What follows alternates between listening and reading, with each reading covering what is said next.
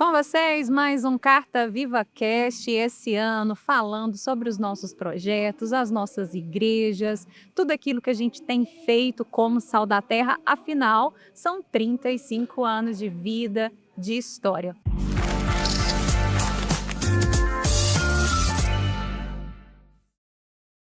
Hoje comigo, Jason e Fabiana, pastores, são pastores da nossa congregação Garagem, em Uberlândia, é isso, né? Sal da Terra Garagem. E a gente vai conversar um pouquinho sobre a história deles na Sal e também do projeto que eles coordenam hoje, que é Missão Amazônia, certo? Correto. Fiz certinho o dever de casa? Tudo certo.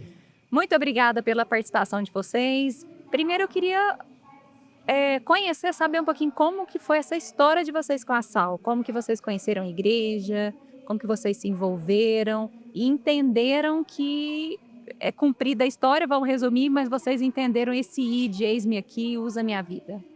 Começar pelo Jason. Isso. E começa comigo a história quando nós, dentro do Exército, eu era oficial do Exército, e um dia eu acho que eu fui a pessoa mais fácil de ingressar na igreja da história, que fica esse marco. Porque eu falei, eu quero ir na sua igreja esse final de semana. Eu falei com o colega de farda, o nome dele é Marcos, e ele ficou até assustado, né, por eu me oferecer para ir na igreja. E naquela primeira visita eu já tive um encontro com Jesus e já foi uma coisa que foi crescendo. E hoje, né, depois de tantos anos, ali na Vasconcelos, foi o lugar que eu visitei. E num dos primeiros cultos ali, ainda estava a adequação. E logo veio a Fabiana na história, né? Logo a gente começou a... Vocês se conheceram na igreja? Não, nós nos conhecemos num curso preparatório, né, para vestibular, na época. Eu para a área administrativa e ela para a área médica. E a gente se conheceu ali e começou uma história. Mas aí ele que convidou você para ir para a Sal. E aí, como é que foi, Fá? Uai, foi imediato, igual ele falou. Foi uma coisa assim, escutando o Daniel Coelho hoje também, foi algo que, ó, uau, é aqui, é o lugar. Encontraram o lugar de vocês.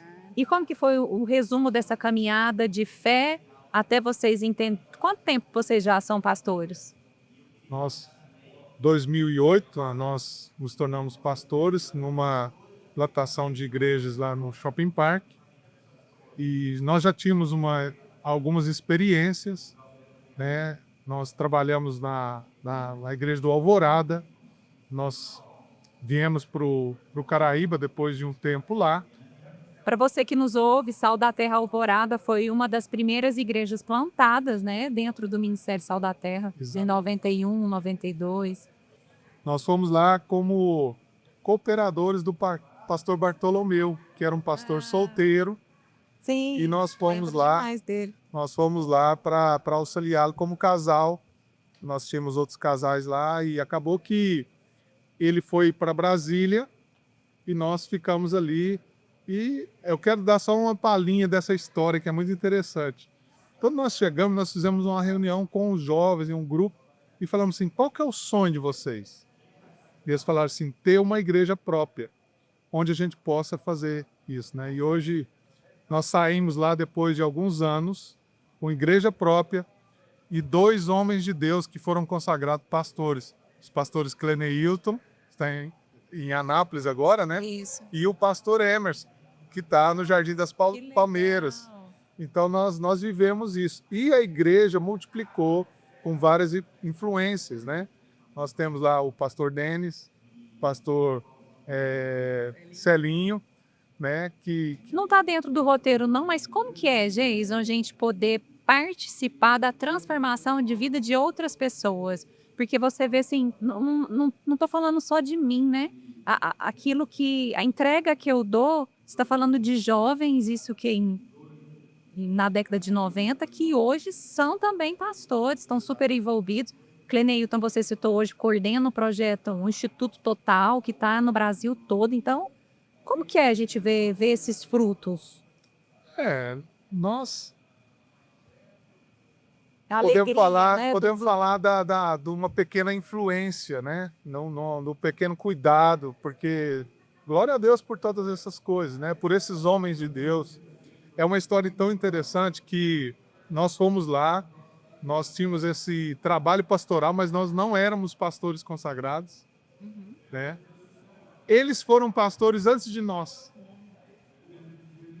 Então nós deixamos ali uma proposta para que eles pudessem, né, assumir o que Deus tinha. exatamente. E nós deixamos ali o local onde eles assumiram, tiveram suas oportunidades ministeriais alicerçadas ali, multiplicaram, plantaram igrejas, abençoaram muitas Que vidas. legal. Eu acho que vocês também fizeram, vocês fazem isso até hoje, mas vocês também fizeram isso na vida de muitos jovens que participaram do projeto Mercosul, né, Fabiana? Foram quantos anos de projeto? 13 anos. Vocês viajaram quase a América Latina toda, Só todos os faltou países. América Central. Faltou Cuba e Venezuela, que na época...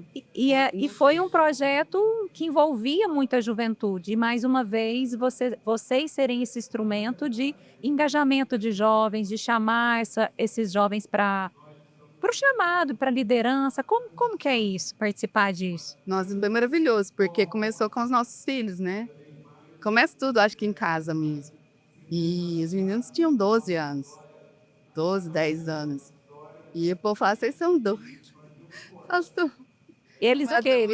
Eles que tinham o desejo de conhecer os países? Eles Não, Jason foi desafiado. A nossa preocupação quanto à América Latina era o seguinte, porque a visão do brasileiro era somente Estados Unidos e Europa.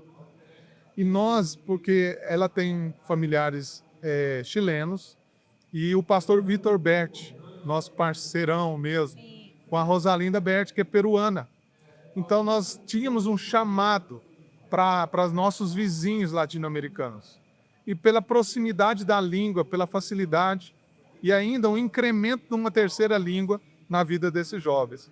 Então nós temos testemunhos nesses projetos, jovens que se encontraram do projeto, se casaram, né, nesse intercâmbio, né, e nessas conexões e alianças por toda a América Latina. E é uma experiência que marca, né, a vida dos jovens, depois que a gente tem... Eu tive uma experiência missionária, quando eu fui para a Euromission, e a gente amplia a nossa visão de igreja, de reino, e eu acredito que muitos desses jovens tiveram posteriormente um envolvimento maior, né, na igreja local.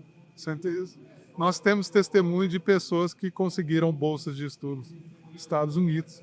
E no currículo eles colocaram experiências transculturais e viagens, né, de trabalho.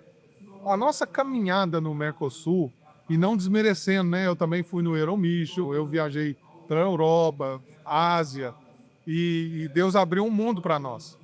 Hoje nós temos alianças ministeriais no mundo todo. Inclusive, né, eu quero reforçar essa importância da multiforme sabedoria de Deus.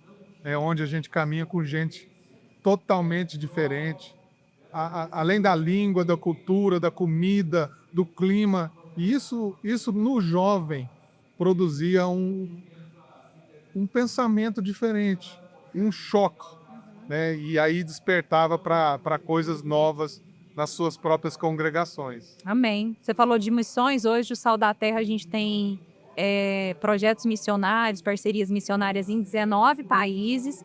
E dentro do Brasil, um dos projetos que a gente tem de missões é coordenado pelo Geis e a Fabiana, que é a Missão Amazônia. Eu queria, então, como que isso começou, Fabiana? Acabou o projeto Mercosul, né? Visitamos os países Mercosul. E agora? Né? E aí, um dos nossos parceiros, ele é americano, Dr. Sam, ele trabalha com povos não alcançados. E ele ligou para o Jason, falou, Jason, me arruma um povo não alcançado aí na Amazônia. Eu falei, nossa, né? A gente sempre na América Latina. Eu falei, não, na América Latina a gente entende. Mas aí desafiou o Jason, e o Jason falou, e agora? Disse sim, Jason? Sim. Eu disse sim, e nós já estávamos num movimento muito interessante, onde a gente trabalhava a parte de saúde com a parte de educação ou evangelismo. E nessa pegada, a Fabiana procurou o Médicos Sem Fronteiras, que nos indicou um grupo lá na Amazônia que já fazia esses programas com ribeirinhos e indígenas, que são os 2 grupos menos alcançados do país. Então, nessa primeira viagem, a nossa congregação, a Sal da Terra Garage, nós somos eu, pastor Enoque e a Fabiana. Pastor Enoque é odontólogo, Fabiana pediatra, e eu carregava as malas, né? Então, assim, nessa ideia, nós fomos, e a equipe que nos recebeu ficou maravilhada, assim, com a nossa facilidade, enquanto Sal da Terra, de se movimentar em grupos diferentes, que tinham batistas, presbiterianos, congregacionais, no mesmo barco, convivendo durante uma semana, fazendo trabalhos. E o pessoal falou assim, puxa vida. E eu fui o responsável por uma pregação e eu contei uma história.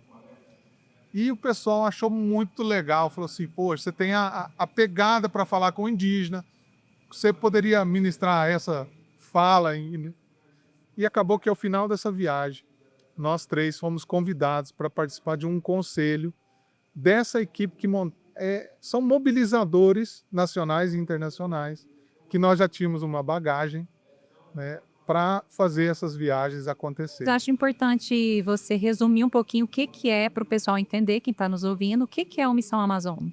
Missão Você Amazônia, falou de barco, de ribeirinhos, né? Resumindo, o que é o projeto?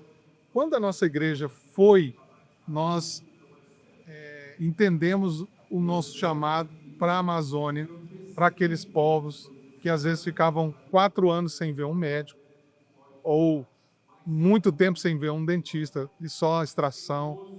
E nós nos colocamos à disposição daquele grupo para montar equipes e fazer esses trabalhos de ação em curta duração missionária.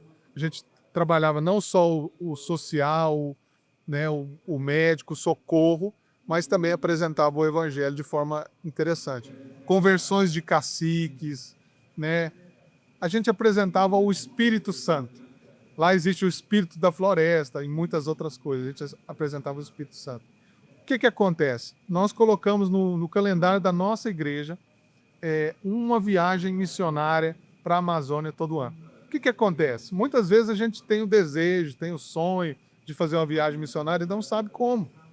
Então nós oportunizávamos essas ações, né? Da mesma forma que a gente capacitava durante um ano para fazer uma viagem, agora a gente oportuniza para estar na Amazônia também, uma vez ao ano, passando 10 dias lá e tendo uma experiência transcultural dentro do seu próprio país. Aí vocês ficam 10 anos, 10 dias. 10 dias visitando essas comunidades ribeirinhas, oferecendo tratamento médico, odontológico e espiritualidade.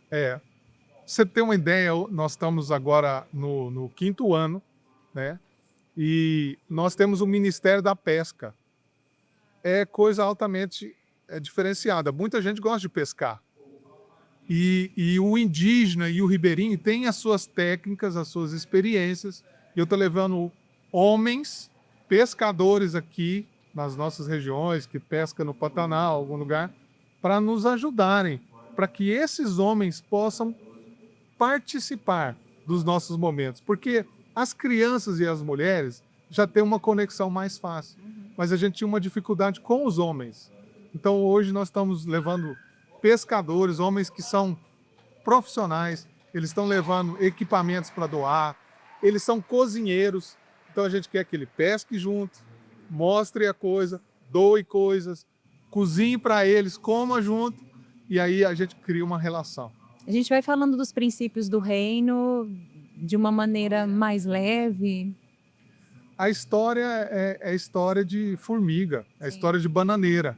E a gente vê a formiga, existe uma formiga que era Jesus, que era um índio que se transformou numa formiga, para que as formigas não tivessem medo dele.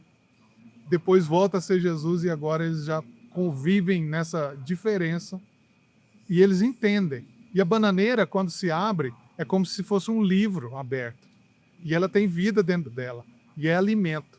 Então, essas histórias nos conectam com pessoas mais simples, com outras realidades. Eu quero voltar nesse assunto daqui a pouquinho, mas eu queria perguntar para Fabiana, algum testemunho que te impactou nesses 5 anos, Fabiana? Tem. Você lidando aí com a medicina e cuidados? Tem muito. E foram 2 histórias, assim, no decorrer desses anos que me impactaram bastante, porque na equipe eu sou a única médica, né?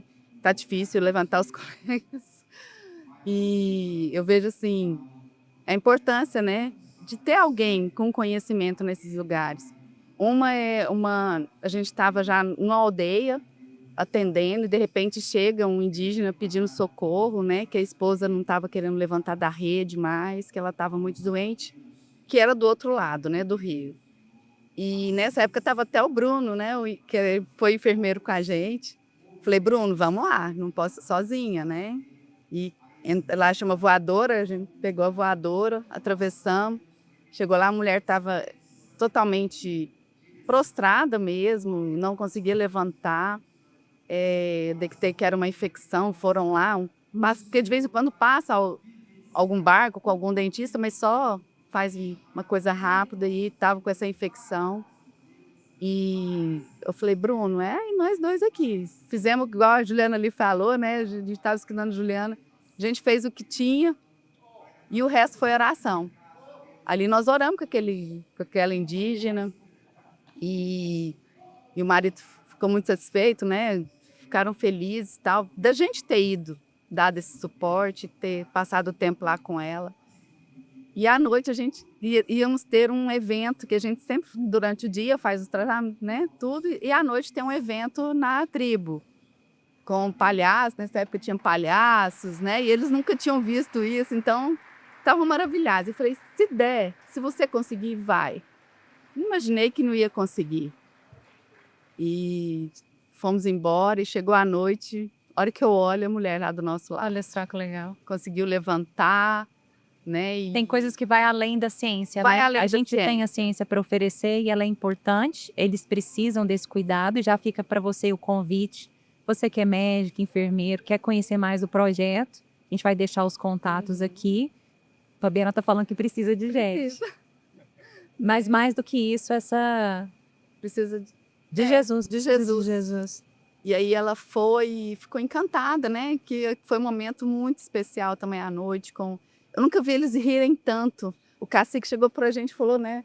Falou assim, nós nunca rimos tanto aqui na tribo, com a ida dos palhaços e tal. Então foi divertido. E aí no outro dia eu falei, você volta para terminar seu tratamento.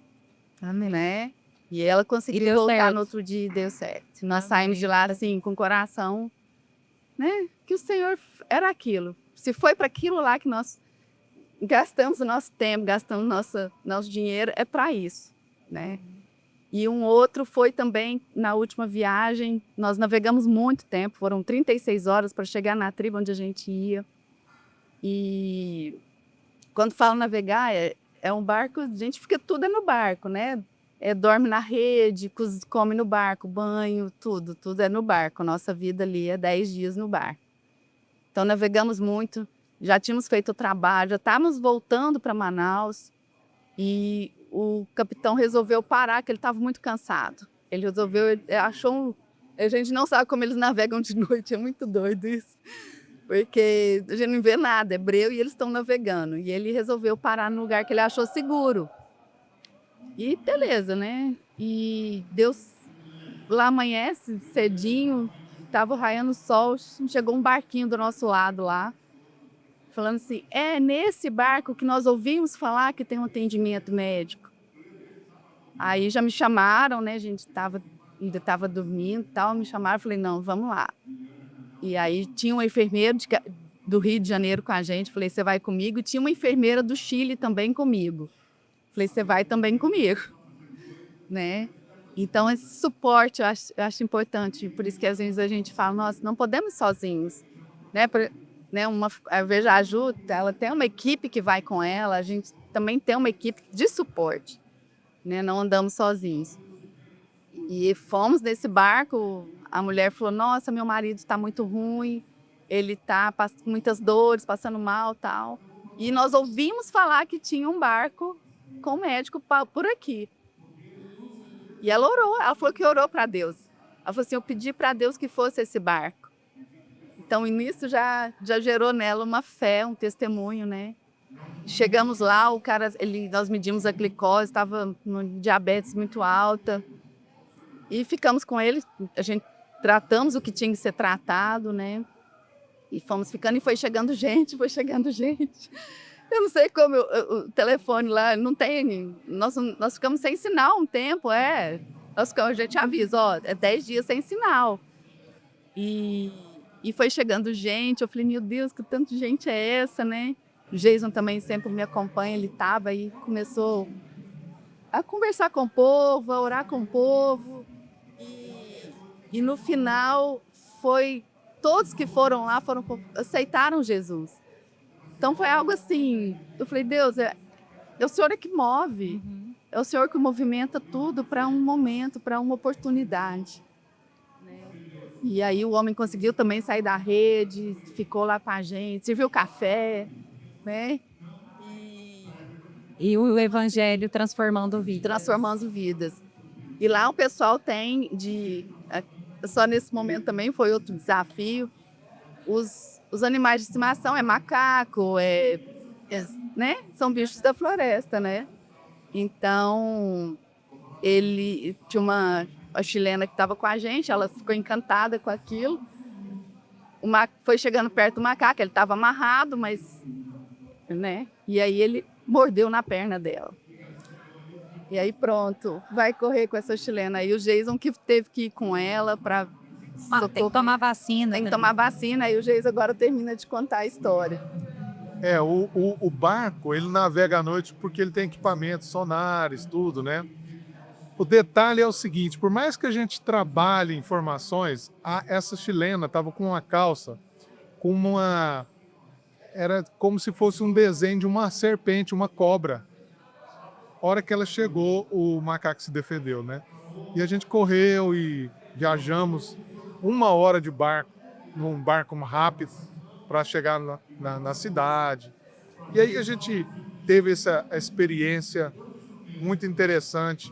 E a vida dessa menina mudou, sabe? Ela conta, né? E outro dia a minha filha foi lá fazer uma visita, né?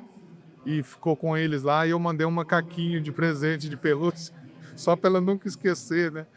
Fala assim, qual a roupa que nós temos vestido? Essa roupa oferece ameaça ou ela é uma roupa que nos coloca assim diante de uma oportunidade? É o que eu queria te perguntar quando você estava falando antes, né, do testemunho, de como a gente, em todas as oportunidades, em tudo aquilo que a gente está vivendo, isso ser uma ponte para a gente falar de Jesus e para a gente ministrar algo, né? É a banana, é o formiga, e como a gente usar isso como uma ponte para falar de Cristo, respeitando aquela cultura, né? Sem ser, eu não sei nem a palavra, mas porque senão a gente sem ser invasivo, porque senão a gente não ganha o coração, né, Geis? Eu vou te falar um negócio assim, tem um testemunho, né?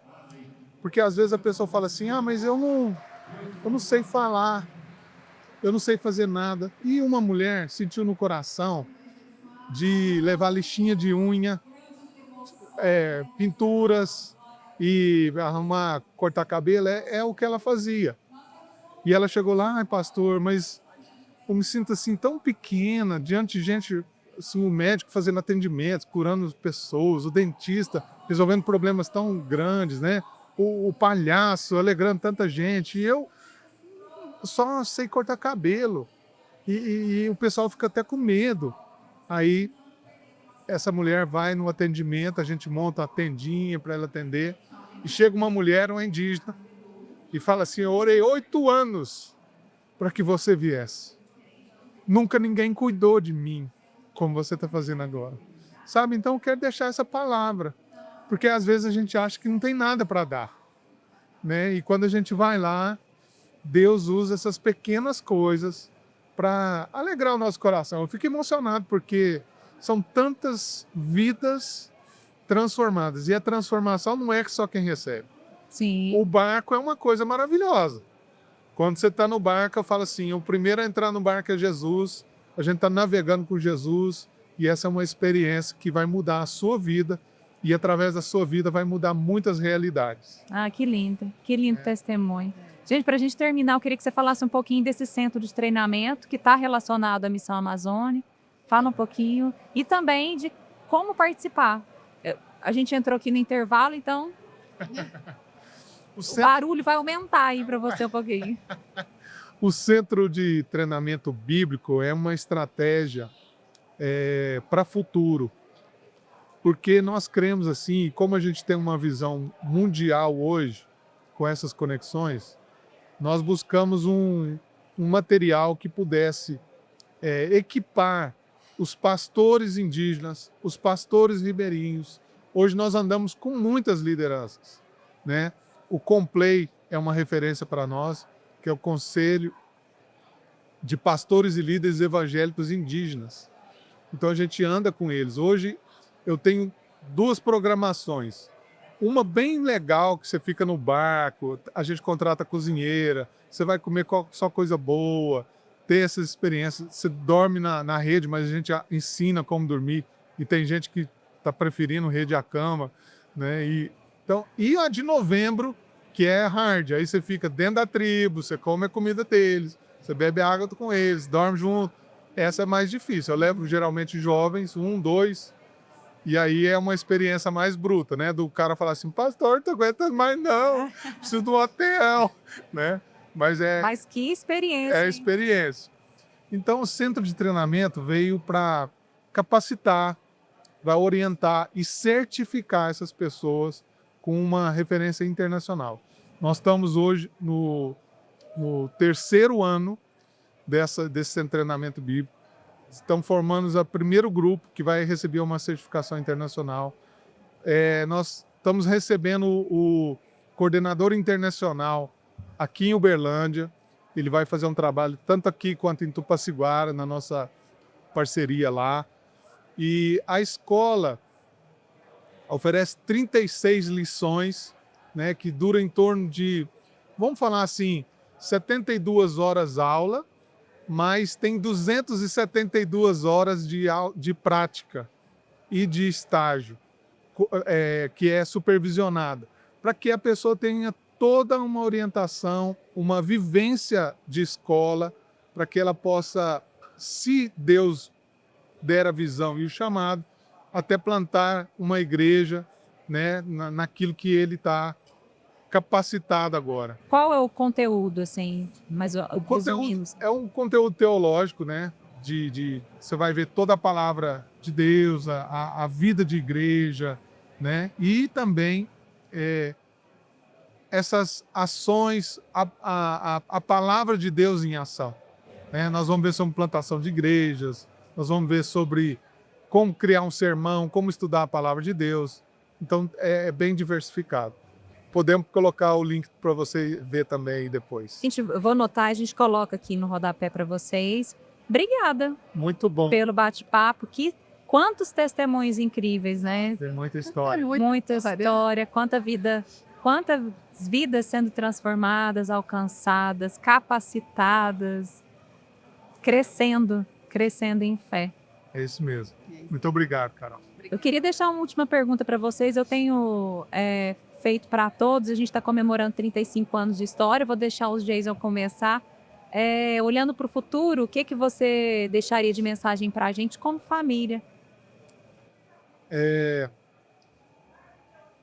Eu estou vivendo esse 35 anos com muita alegria, né? Vendo tanto que, de maneira simples, nós temos sido reconhecidos. O ano passado eu fui convidado por um evento internacional para falar como que nós conseguimos andar com pessoas diferentes. Esse é o nosso DNA, sabe? Então o nosso futuro é isso mesmo, oportunizar pessoas a conhecer a simplicidade da relação, né? a maravilhosa graça dispensada na mesa, onde a gente pode comer, né? E muitas vezes é esse o nosso desafio. Eu preparar a mesa, eu cozinhar e me sentar na mesa para repartir com meu irmão. Sim. É isso aí. E você, Fabiana? Bom, vendo o futuro, né? Vendo quantas pessoas ainda vão passar por esse ministério e que elas sejam realmente impactadas pela relação, pela como a gente se lida uns com os outros, né? E até pelo nosso abraço. Que nós não nos deixamos de nos abraçar, não nos deixemos de sentar na mesa e aceitar aquele que chega até nós, né? Eu acho que é isso. Muito bom, obrigada. Obrigada pela participação e fica esse testemunho inspirador para você. Deus quer usar a sua vida. Continue acompanhando a gente aqui no Carta Viva Cast. Cada semana a gente tem um novo episódio.